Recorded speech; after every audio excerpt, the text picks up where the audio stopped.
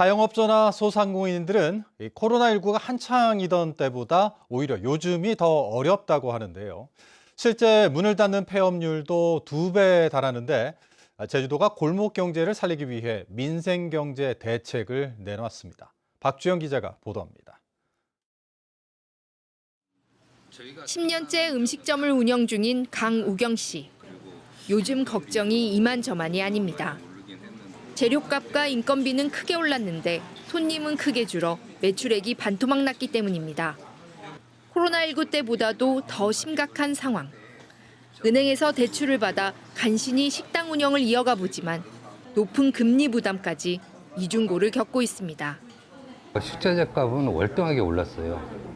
예전에 비해서는 말도 못하게 오르고 돈이 없는지 많이 찾아오시진 않더라고요. 너무 힘들다 보니 막막해요, 그냥. 핀테크 기업 핀다의 빅데이터 상권 분석에 따르면 지난해 제주 지역 외식업 폐업률은 20.9%로 코로나19가 한창이던 2020년 10.88%의 2배에 달합니다. 제주도가 골목 경제를 살리겠다며 민생경제 대책을 긴급히 내놓은 이유입니다. 제주도는 우선 골목 상권에서 사용 빈도가 많은 탐나는점 포인트 적립률을 기존 3에서 5%에서 7%까지 올리기로 했습니다. 또 매출액이 10억 미만인 탐나는점 가맹점의 경우 소비자들에게 최대 10,000원까지 돌려주는 환급 혜택도 도입합니다. 특히 착한 가격 업소에서 탐나는점을 이용할 경우에는 포인트 12%가 적립됩니다. 배달료 부담을 덜어주기 위해 민간 협력형 배달 앱인 먹개비를 쓰면 1인당 최대 2만 원의 할인 쿠폰도 지원합니다. 먹개비가 아닌 배달 앱을 써도 착한 가격 업소를 이용하면 건당 배달료 2,000원을 지원하기로 했습니다. 올 상반기 고물가 장기화로 소비 심리가 제한돼 내수 부진으로 이어지고 있어서 소상공인과 지역 경제의 어려움을 해소하도록 적극적으로 뒷받침하도록 하겠습니다. 제주도는 추경 예산안에 민생경제 대책 추진을 위해 95억 5천만 원을 포함시켜 도의회에 제출할 계획입니다. MBC 뉴스 박주연입니다. 한화그룹이 중산간 지역에 추진하는 대규모 관광단지에 대해 제주도가 제주특별법 적용을 검토하면서 결국 허가를 내주는 것 아니냐는 관측이 나오고 있습니다. 이미 근처의 다른 관광지들도 똑같은 방식으로 허가를 받았기 때문인데 제주특별법이 중산간 난개발을 부추긴다는 지적이 나오고 있습니다. 조인호 기자입니다. 지난 2019년 착공된 이랜드 그룹의 애월 국제문화복합단지 공사 현장입니다.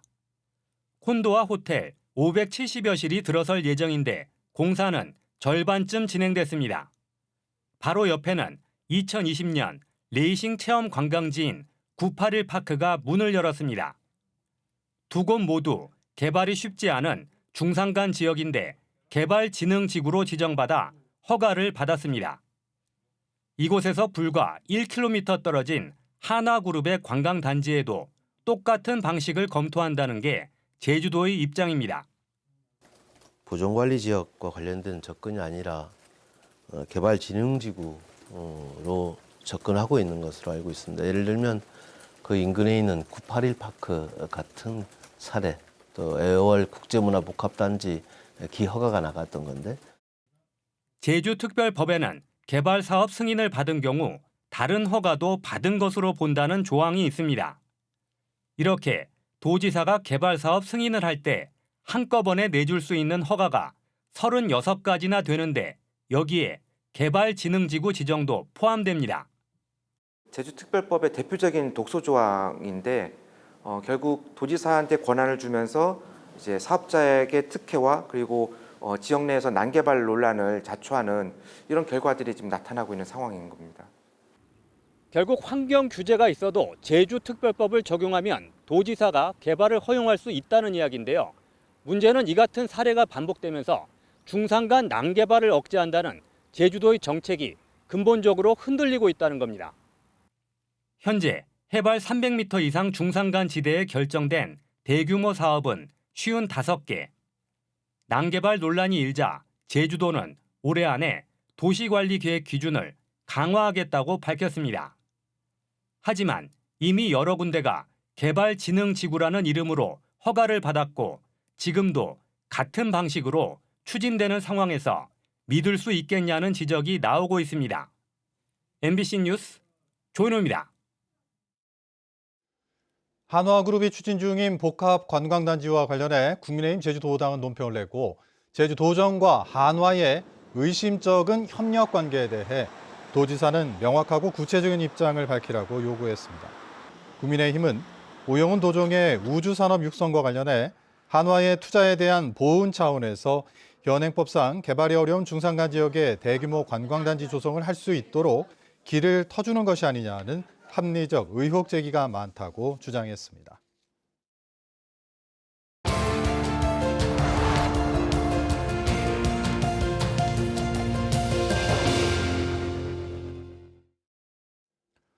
덴마크의 에너지 전환을 살펴보는 기획뉴스 5번째 순서입니다. 슈퍼마켓에서 전기를 가장 많이 쓰는 설비가 냉장고인데요. 덴마크는 전력 수요 상황에 따라 냉장고 가동 시간을 조절해 출력 제한 해결에 도움을 주고 있습니다. 에너지 저장 장치 역할을 하는 덴마크의 스마트 슈퍼마켓을 송원일 기자가 취재했습니다. 덴마크 남쪽 노르부르그시에 있는 한 슈퍼마켓. 매장 면적 1,500제곱미터로 지난해 7월 문을 열었습니다. 겉보기에는 일반 슈퍼마켓과 다를 바 없지만 특별한 점이 숨어 있습니다. 에너지 효율이 일반 슈퍼마켓보다 50% 이상 높다는 것입니다. 슈퍼마켓에서 전기를 가장 많이 쓰는 설비인 냉장고와 냉동고에 특별한 기술을 적용했기 때문입니다. 전력 수요가 줄어 전기 요금이 낮아지면 충분히 냉각했다가 전력 수요가 많아져 전기 요금이 비쌀 때 가동을 멈추는 장비를 도입했습니다. When the energy is cheap or we have enough energy, then we take the temperature in the freezers a little bit further down than -18. And then when the energy is expensive, then we shut off the system. 냉장고와 냉동고가 에너지 저장 장치 역할을 하면서 에너지 효율도 크게 높아졌습니다. 초기 투자비가 많이 들지만 3년이면 충분히 회수할 수 있을 전망입니다. 여기 있는 이 냉장고와 냉동고들은 실시간 달라지는 전력 수요 상태에 따라 언제 가동할지와 멈출지가 결정됩니다. 그 결과 전기요금도 아끼고 출력 제한을 해결하는 데도 도움을 주는 일석이조의 효과를 거두고 있습니다. 주민들도 탄소 배출을 줄이고 환경을 지키는 소비를 할 수 있다는 점 때문에 반응이 좋습니다. Jamen, jeg handler faktisk kun her. Og vi har ingen bil, så cykel er nemmest at cykle hernede. 면적 5,000제곱미터의 슈퍼마켓이 연간 배출하는 이산화탄소는 900톤으로 자동차 360대가 배출하는 양과 맞먹습니다. 이 슈퍼마켓은 탄소 배출을 줄이기 위해 냉장고에서 나오는 열도 버리지 않습니다. 열 회수 장치를 설치해 그동안 버려지던 열을 모아 건물 난방과 온수 공급에 이용하고 있습니다. 그 결과 난방비의 90%가 줄었습니다. We decided to focus on energy efficiency, and a lot of energy is consumed in buildings, so that's a place to start. And we've been able to decouple, so economic growth, but without having more energy consumption, and a lot of it had to do with building. 덴마크는 단순히 재생에너지 발전량을 늘리는 데 그치지 않고 에너지 효율을 높이는 다양한 기술을 동시에 개발하고 있습니다. 이 두 가지 전략을 통해 2045년 탄소 배출 없는 사회를 만든다는 목표를 향해 나아가고 있습니다. MBC 뉴스 송원일입니다. 4.3 트라우마 센터가 이르면 다음 달부터 국립 트라우마 치유센터 제주 분원으로 승격되지만 이 센터 운영에 차질이 빚어질 것으로 예상된다는 소식 전해드렸는데요. 이 국립 트라우마 치유센터 본원이 들어서는 광주 역시 운영에 파행이 예상되고 있습니다. 천홍희 기자가 취재했습니다. 5.18 민주화운동 당시 시민군으로 활동한 김황영 씨는 44년이 지난 지금도 악몽을 꿉니다. 계엄군에게 끌려가 맞은 기억들을 떠올리기만 하면 가슴 깊은 곳에서부터 분노와 불안이 올라온다는 겁니다. 생각하면 생각할수록 더 머리가 아프고 쪼개지고 불안하고 다시 옛날로 돌아가는 저도 트라우마 센터 안 온 날은 수면제를 먹습니다. 수면제를 먹고 자야 되거든요. 일주일에 4번 광주 트라우마 센터를 이용해온 김 씨는 다음 달부터 센터를 이용할 수 없게 됐습니다. 행정안전부에서 새로운 트라우마 센터를 열기로 하면서 기존 센터 운영을 이번 달로 종료하기로 했는데 갑자기 개관 날짜를 한 달 이상 늦추면서 시민들이 센터를 이용하지 못하는 공백 기간이 생긴 겁니다. 이번 달 문을 열 예정이었던 국립국가폭력 트라우마 치유센터는 인력 채용과 내부 공사 등을 이유로 오는 7월 달로 개관을 늦췄습니다. 정부는 신규 센터에 예산과 인력도 줄였습니다. 지난 2019년 행정안전부가 의뢰한 연구에서는 아직 발굴되지 않은 국가폭력 희생자가 많은 만큼 인력 61명과 연간 61억 원의 예산이 필요하다고 결론냈습니다.